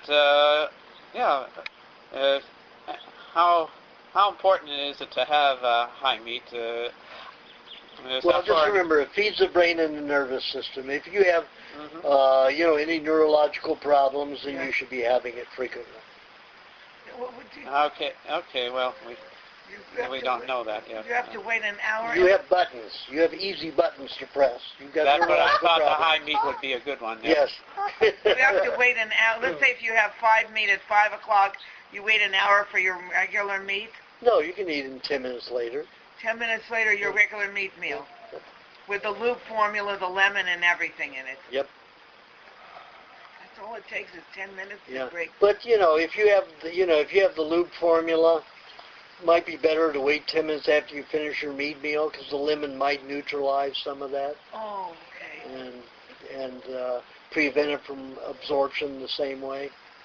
You sure it's 10 minutes now? If you're having meat with butter, if you're having the lube formula, you might want to wait to have the lube formula after you finish the meat meal. 10 minutes after.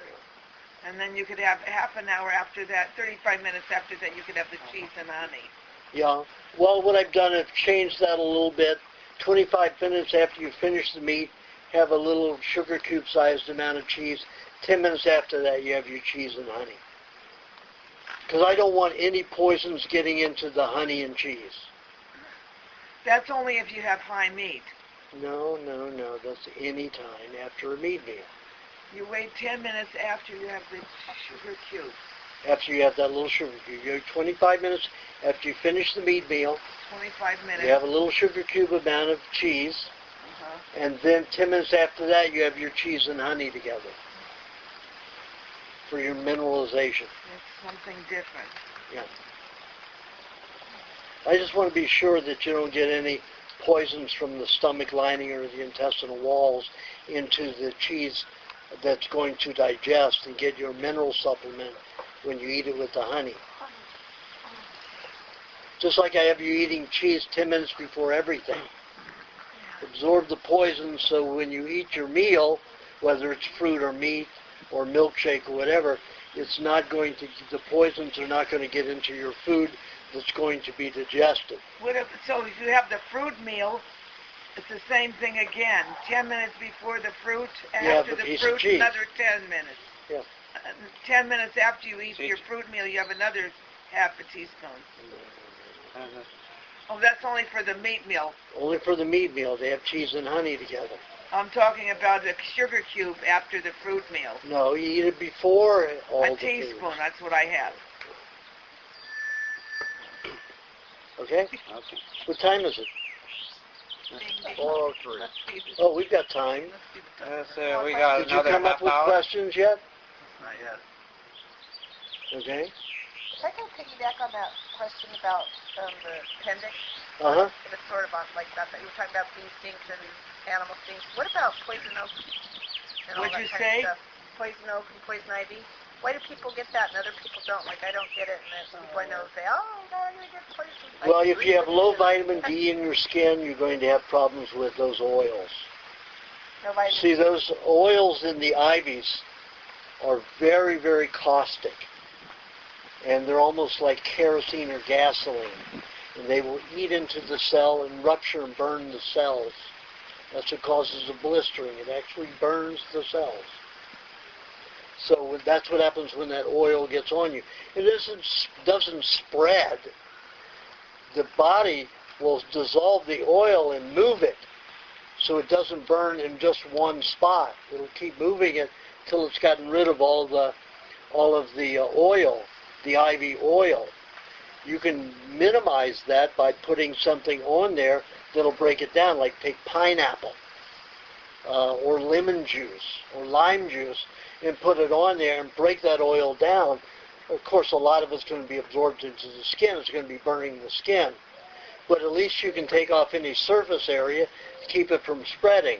And then, like I say, to heal the skin, use urine. Old urine is better. The ammonia will arrest any oils that are embedded in the skin and the cells, and the nutrients that are in blood, which are the same as in urine. Urine is nothing other than blood without red and white blood cells and some extra ammonia that the kidney has developed to prevent red and white blood cells from entering the kidney and being pissed out of the body, and you're being anemic every time you urinate. So urine, if you're not on a good, healthy diet, is not toxic. It's a nutrient-dense liquid, fluid. Astronauts drink their own urine up there. They just filter it. India, they eat vegans eat a lot, drink a lot of their urine to recycle the proteins in B12. So applying that to the skin that's been damaged from one of those IV oils helps the skin quickly. The ammonia helps stop and neutralize the oils, the caustic oils from the. So I don't get it. That means I have enough vitamin D, but everybody I know. Yeah. If you don't get it, your skin is fine. It's protected, well protected. That's interesting. What does the vitamin D block it from getting into your skin? Pardon? Does the vitamin D block it from getting into your skin? Yeah, it doesn't penetrate. Yeah. I have a question, actually. A question about dairy in general. Like, I've had a test done, like an allergy test, so I'm allergic to casein. How does that work with dairy? You're allergic to what? To casein. Oh, casein. Casein, the protein casein. Right. You're not allergic to raw casein. Whenever you have those tests done, they use a protein that's been processed with kerosene or gasoline, hexane. So you're allergic to that they've made. If you have raw dairy, you won't be allergic to the casein. Gotcha. Makes sense. Yes. Do you have any remedy for a minor tear in the meniscus? Well, anytime you have a tear anywhere, it's subcutaneous. So applying anything that will help get fat into the area, deep into the tissue, so like putting butter or bone marrow on the area, and then applying meat on top of that, and then like a damp cloth, on a cotton cloth or silk cloth on top of the meat to keep it from drying, and then a piece of plastic over that, and then wrap that with, ace bandage, keep it on not too tightly, and then you take a hot water bottle, you put it in a pillowcase. If you have, just regular cotton pillowcase, then you may put it in two of them. If you have your hot water bottle up to, let's say, 142 degrees, that's pretty hot. It will burn the skin. Or if you use a flannel pillowcase, it only takes one, and you put it inside and wrap it around. Then you put that near the meniscus, and then wrap a towel around both the hot water bottle and your leg or ankle or foot, and that tents the heat into that area while you sleep. And if you wrap the hot water bottle in a pillowcase, especially a flannel, it will keep it hot 2 to 3 hours longer. So you can go 7 to 8 hours without cooling. So you can have the benefit of a hot water bottle in that area for that many hours. If you don't, the hot water bottle will broadcast its heat throughout the entire bed under the covers.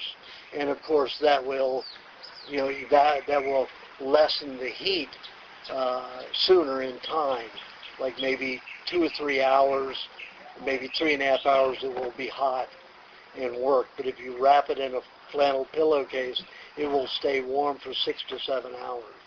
And how many days or when would you? Every day until that. It usually takes about 10 weeks for meniscus to mend properly on a good diet.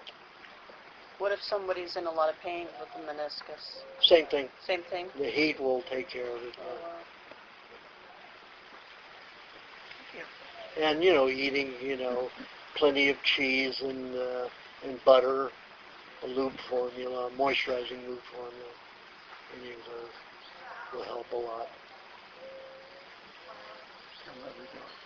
Yes. On gluten? You'll never What's your do it. opinion on gluten? On what? Gluten. Gluten is, we're not made to digest gluten. We don't have any enzymes to process gluten completely.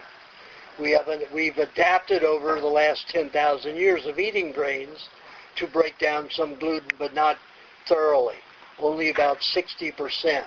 And that leaves byproduct, waste products, toxins that get into the glycogen phase of utilization of sugars for brain and brain and nervous system. So that turns into a glycogen that is even more sticky and even drying, dehydrating to the cells. So gluten's not a good thing. We are meat eaters. We are animal cell eaters. Were you here when I talked about the digestive tract? I think that was right before you came, wasn't it? Eventually, I heard about the bacteria. Yeah, all of that. Okay. Yeah. And if you take like I did in autopsies, I took the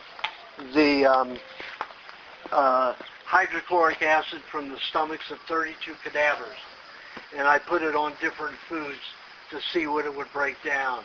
It did not, but barely etch vegetables and fruit. When I put the hydrochloric acid on meat, went right into it. Put it on nuts, barely etched. Softer nuts, it helped a little bit, but not a lot. Only on dairy products and meat and eggs did it react almost completely and thoroughly. It's the same with the human bile from the liver and gallbladder. Put that on different fats, vegetable oils, coconut cream, butter, dairy cream. It all worked almost 100% on those, on the animal products, on the animal cells, but hardly worked at all on vegetable fats. We maybe get 2% of vegetables, and that's mainly juice. So juice your vegetables. Someone's getting a little hot on my forehead. Oh, yeah. Okay, and What about exercising? I do the exercise dance class and yoga now. All right. That's great. You do any exercise you need. Yeah. You have a tendency toward anxiety. Anybody who has a tendency toward anxiety needs to exercise. Yeah, that's what I have to do. And if you're like me, you don't class, build on any of those hormones. You can just sit at a computer all day and not do a thing. My exercising is this. That was Cary Grant's song. Are we finished? Because Yeah, I want Cary to Grant make was an that, announcement. Can I make an announcement? What time is it? Are we still going to do 4:12.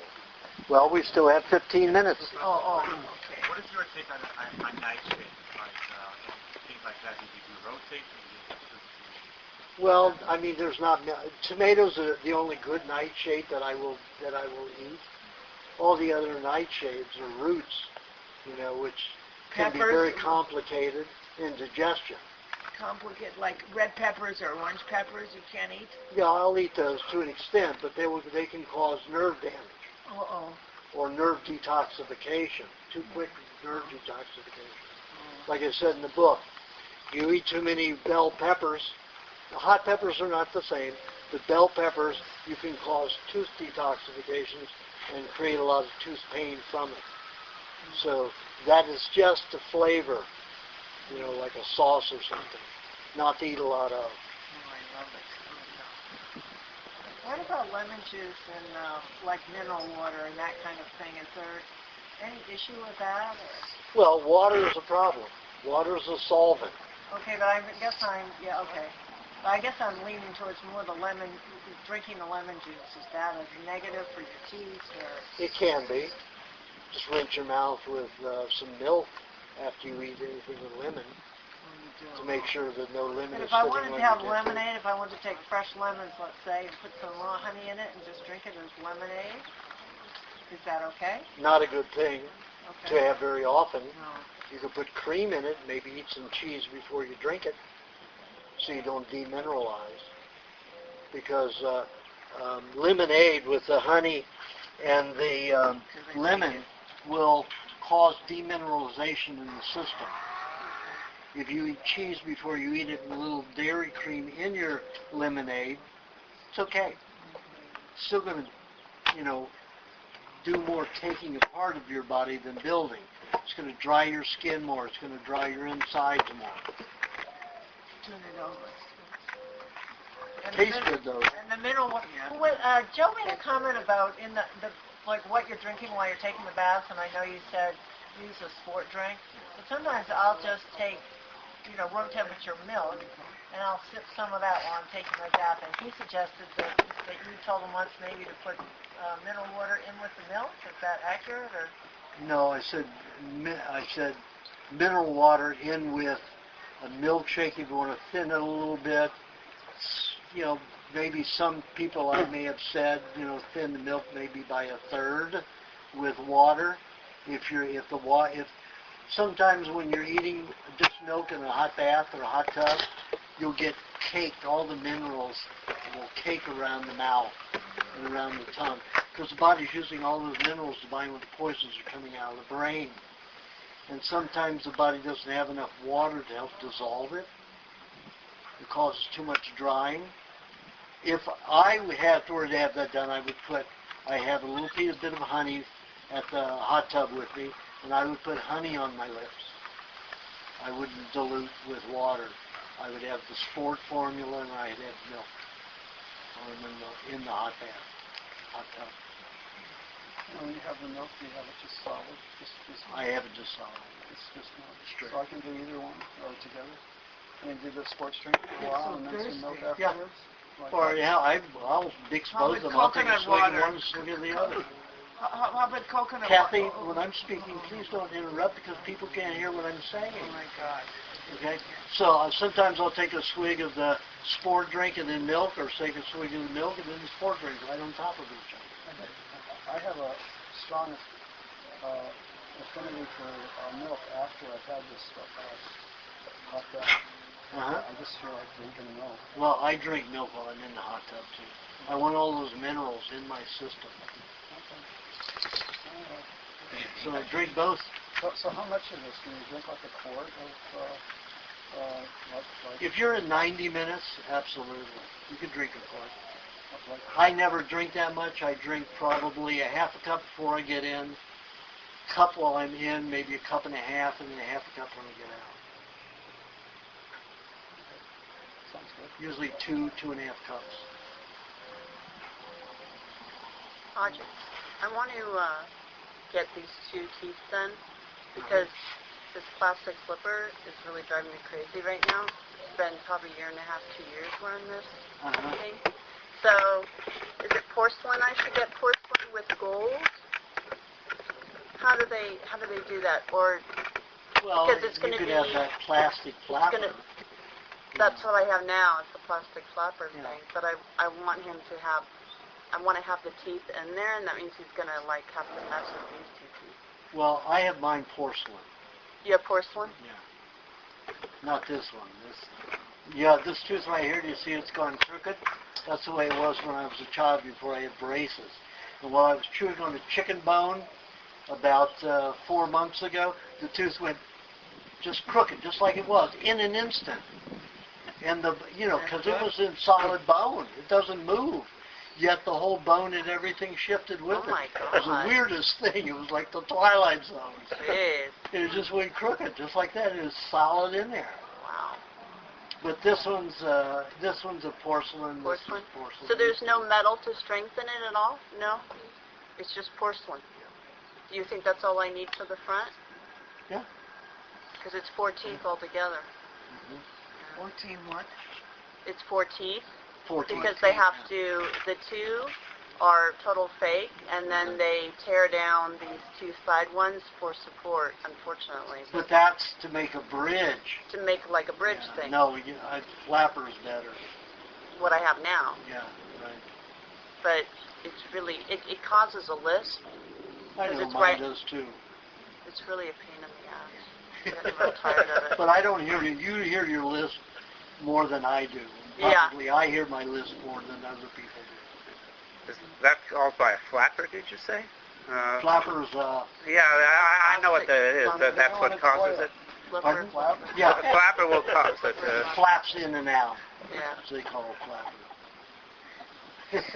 But like it can, if I'm eating something in particular, the whole thing will come out, very easily. Or get underneath it. Yes. Oh, well, yeah, that happens very easily. All the time. Yeah.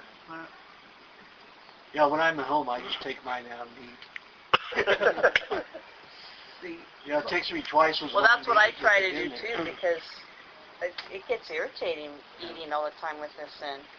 You just do it because if you're around everybody else, you don't want to go, oh yeah, hi, Yeah, well, if you have those other teeth ground down, you've taken those teeth and you've damaged those teeth.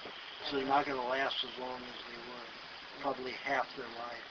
Because once you grind them down to the point where you can cement a whole bridge of teeth, you've damaged them all the way down to the tubules, which are soft. You put the epoxy over the tubules, that leaks all the way into the nerves, and those teeth will die much sooner. Oh, wow. It's not a good idea. It's maybe more convenient or inconvenient to deal. It's easier to deal with the inconvenience of having a flapper and having a real teeth. You have to decide what it's worth to you. Can you drink coconut water in the bathtub? Yeah, you can sip on it, but again, water's water. But you have the coconut water. What are you going to do with it? What else do you do? Mix it with milk and cream and eat Milk cheese. and cream. Okay. Something to remineralize. Water is just a negative substance, even if it's from coconut water. Even if it is coconut water. Do you know some physicians in this area that are sympathetic to your way of thinking? Not really. Closest is Dr. Privatera out near San Bernardino. But he's in all these supplements. He doesn't really think that there's that much kerosene and gasoline in supplements. He recommends a lot of supplements. Yet there's a lot of kerosene or hexane gasoline in supplements. Would you soak your food for 22 hours in gasoline or kerosene, rinse it for 2 minutes, and eat it? I hope not. That's what all supplements are made of. Kerosene?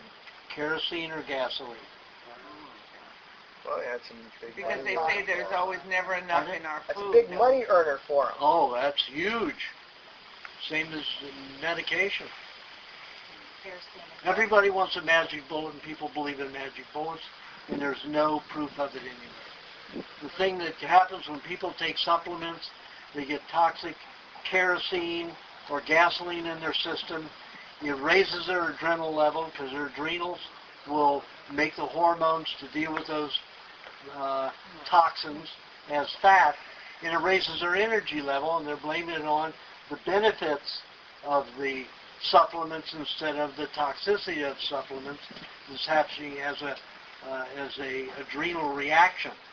If they're on it long enough, of course, they get adrenal fatigue, chronic fatigue, fibromyalgia, all kinds of accumulative problems with gasoline and kerosene collecting in Remember the there was body. a guy named Maynard who was helping out with the buffalo glands, and he said he took too many supplements. That's what he did. I mean, when I talked his surgeon in, the doctor wanted to go in and remove the whole jaw. He had a tumor this big on his face. And I went to a surgeon. I had to talk with the surgeon. Surgeon wanted to remove the jawbone, all of the skin, everything. And I said, wait a minute. It's part of the lymph gland system. So if you just take out the tumor, leave the skin, leave the bone, the body will be there. You don't remove all the lymph glands because they want to take the lymph glands too. So the lymph glands would clean the body. Why would you want to do that? Just remove the frickin' tumor, scrape it off the skin. There's going to be excess skin. Of course, cut some of the skin away, and then sew it back together. So I had him retain the tumor, and then had it analyzed. It cost almost $10,000 to have it analyzed for everything I wanted it analyzed for. And everything was minerals and vitamin supplements stored in that tumor. Oh, wow. Wow. Concentrations. Minerals and vitamin supplements. Wow. What do they use? And then he got another tumor because he took them for 60 years. He took supplements for 60 years. Aajonus, what do they use the gasoline and kerosene for and supplements? Okay, you have to take a substance, dissolve it to extract something from it. Let's say they're taking vitamin E from corn or soybean. They use the kerosene or gasoline to dissolve it, to make it a liquid. Then they extract the substances out of it. So it's at least 22 hours soaking. Sometimes it's 5-6 days. So it's lots of kerosene and gasoline, or gasoline. Wow. And they only rinse it for 2 minutes. Wow. You go through a sprayer, rinses it off for 22 minutes. Do they use that ingredient because it's the fastest way? It's the only way you can get anything to dissolve. Oh, it's the only way to get anything to dissolve. Wow. No other solvents. You put it in water, it's going to take a year. Oh, wow. And then you have bacteria that grows and fungus and everything else. They need something that's not going to get a fungus or a bacteria and dissolves it and makes it a mush quickly. Wow. Kerosene or gasoline, only two things. Kerosene is natural, so that's what's in your natural supplement. Oh, my God. And if it's not natural, it's gasoline, hexane. Wow. There's no other way to do it.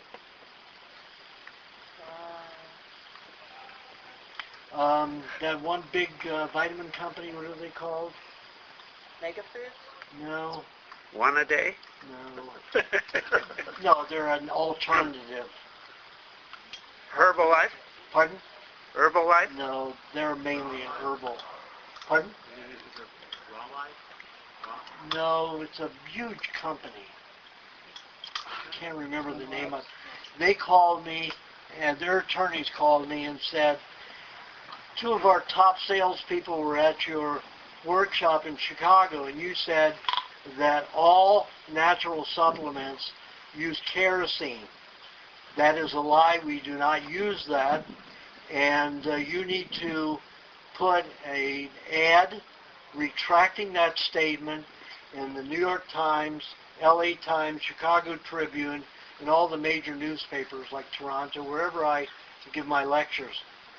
And I said, you want me to do that based on what evidence? He said, well, we don't, ours is all natural. We don't use any kerosene in ours. I said, did you know that kerosene is natural and that's the solvent they use? Go check with your laboratory. If your laboratory proves to me that they use something other than kerosene to make your supplements, I'll borrow $500,000 and put those ads in. I don't make $500,000 in 4 years. You know, it takes me 4 years to make $500,000. They never called me back. Yeah. I had a head of a lab technicians on the diet. I mean, a head lab technician who runs a laboratory. And those are the only options they have. Hexane and kerosene derivatives. That's it. Gasoline and kerosene. Only 2.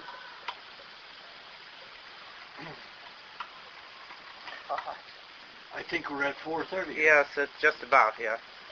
Almost. Anybody else have What's that, questions? what time is that? I got one. Yes. Are you still planning on doing an anatomy and physiology book when you get time? Only if I have a health spa where I have students. And I'll have 3 students that will be doing the iridology, my iridology. 2 students doing the hands. palm readings that I do, and I'll have about 5 doing an anatomy, of course. They have to write those books. That will be their doctorate. Okay. That will be their. I need to suck an egg. I've lost that word. Well, it's about that time. Yes, it is. What is your next book going to be? Remember you're going to do a Q&A book, and you're still doing that? Well, since I've been doing the newsletters, everything that I would put in that book is in the newsletters. Okay. The next newsletters are going to be where I take the digestive tract like I talked about here today. That's going to be one whole newsletter. Then I'm going to talk about the glands and each gland and what it relates to, how the glands work. That'll be another newsletter. So everybody has it right there, and they don't have to listen to the DVD every time. You know, you can't They open want to your know that. newsletter. You can't open your newsletter up with Microsoft software now. No, I didn't know that. When you log in, Well, the newsletters are PDF. Should be Adobe Acrobat opening it up. if you have a Windows-based computer that uses Internet Explorer, you can't open your newsletter.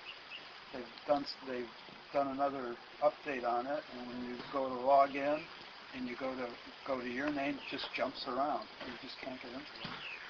Then Just use Adobe Acrobat Reader. I can't open PDF files when I get in an email. You can't get into your website. You can't even get into your website. You're kidding. Why not I use? told you what happens. It just jumps around. Yeah. You can't log in. Joe, are you Did you talking about report we it to want Jim? live? Yeah, he knows that. Okay. I had that problem and Jim corrected it. Oh, yeah. He said you could go to another type of software. I use Firefox. I will not use Internet Explorer because it takes I don't know. hours to What's get going from on? everywhere. Is he still calling? Firefox is very fast. Okay, that's what Jim said to do. Firefox. I Yeah, use Firefox for everything. Yeah, I have no trouble with it. I use Sometimes- Firefox. Sometimes I have to use Internet Explorer when I'm getting into one of my bank accounts. It won't let me get into one of my bank accounts without Internet Explorer. It's the only time I use Internet Explorer. I hate anything Microsoft. I do too. Well, anyway. Could I make a quick announcement?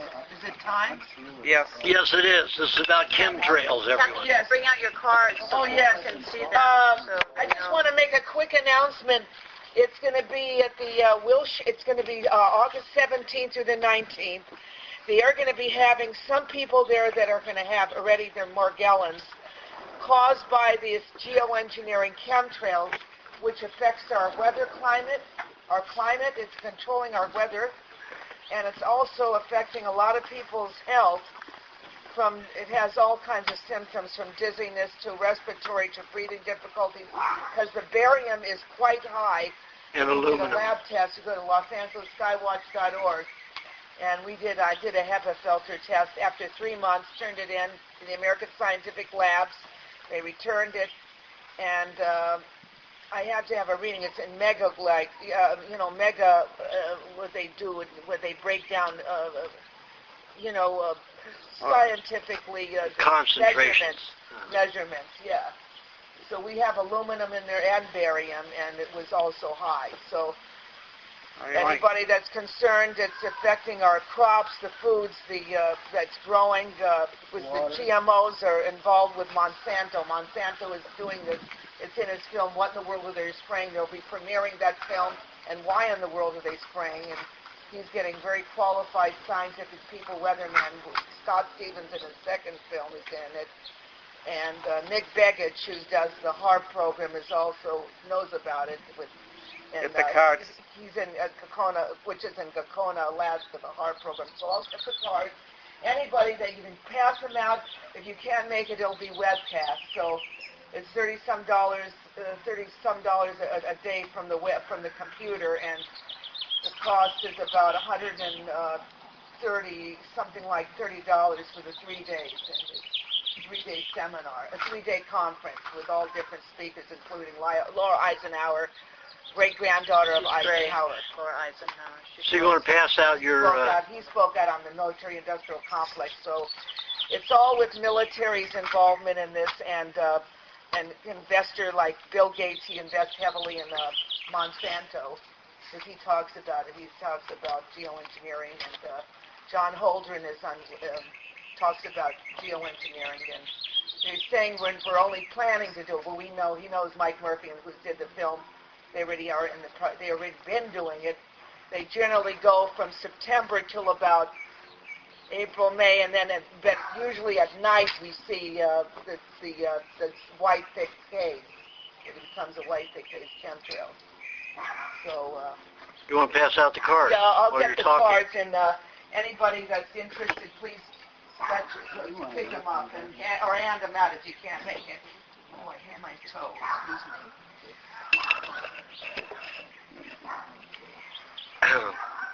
It's been a beautiful day. Yeah. Yeah, it's really nice. Stunning. It's always nice out here, isn't it? Yeah. Thank you, Joseph. It's just like Thank you. Thanks, Aajonus. Thank you, yeah, Michael. thank you. So nice to be here again.